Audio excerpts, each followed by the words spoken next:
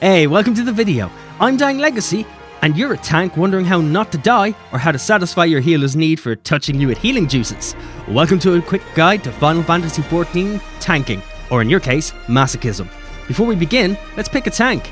We currently have a choice of 4 tanks. We have the Warrior, who comes with a big axe, good cleave damage and healing. The Paladin comes with a shield and sword, enjoys blocking and healing, and fears sinners.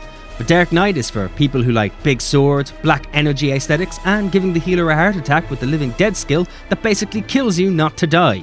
And then there's the Gunbreaker, whose sword explodes because we all know the best defense is a good offense. Step 1.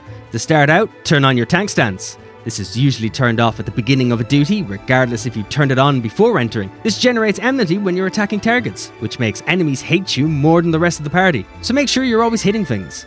If in a group with 2 tanks and you don't plan on being the most hated, keep this turned off so you don't play tennis with the target's attention, and your DPS don't have to pretend to be a tennis ball following the target from one tank to the other.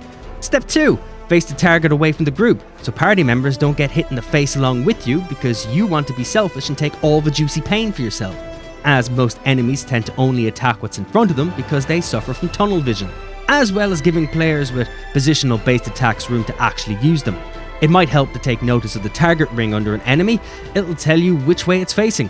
The front is an arrow aiming for your heart, while the rear of the ring is broken, which is where your DPS should be and doing. Step 3. Use your mitigation skills. Now, bear in mind, as much as you want to spam all of your damage reduction skills on a boss, don't. Most dungeon bosses hit like a paper bag floating in a puddle, so instead space these skills out evenly through an encounter because you do want to ward off tank busters, which are usually red spirals around you, and you don't want to blow your load too early only to be caught off guard with all your damage reduction skills on cooldown. Always have protection on hand. Good rule for anyone really. You know when you want to spam all your damage reduction skills though? That's right, when you've gathered all the adds on your way to the boss. A boss can only hit so hard, but 20 adds chasing you through an alleyway will hit you with a vengeance only someone screaming for a manager can comprehend. Step 4. Don't spend the entire fight running around the boss room because weirdly enough it means the target won't be standing in your party's AoEs, and in most instances you're supposed to be a Fortress of Solitude and not Shaggy and Scooby trying to reach the end of an episode without confrontation.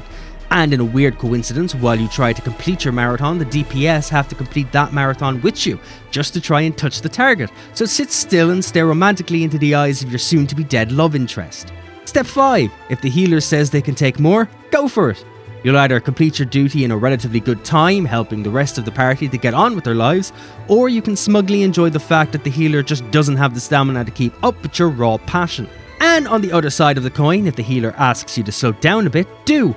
It's a common courtesy to finish together. Step 6. Limit breaks. Let's be honest, 99% of you will probably never need to use this as a tank, unless the fan is covered in the hopes and dreams of your party and in a last-ditch effort to save the run.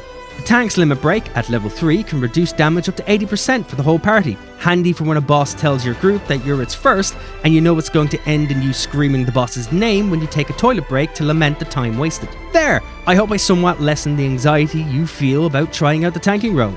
As long as you remember that you are basically a DPS intended to take a beating instead of your group members with the intention of not dying, you'll do really well. Trust in yourself, listen to your party and you'll have a magnificently good night. If you have any questions or are still a little confused on anything, comment below.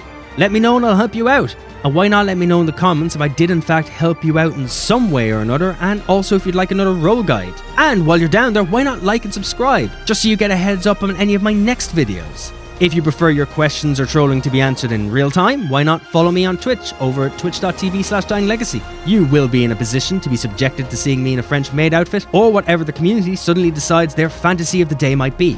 But when not being submissive to the whims of the people on the internet, I play MMOs. Final Fantasy is an MMO, you'll see that there. Plus cats, you'll see cats. Thanks for watching guys. As always, I'm Dying Legacy, you take care of yourselves, and keep being awesome.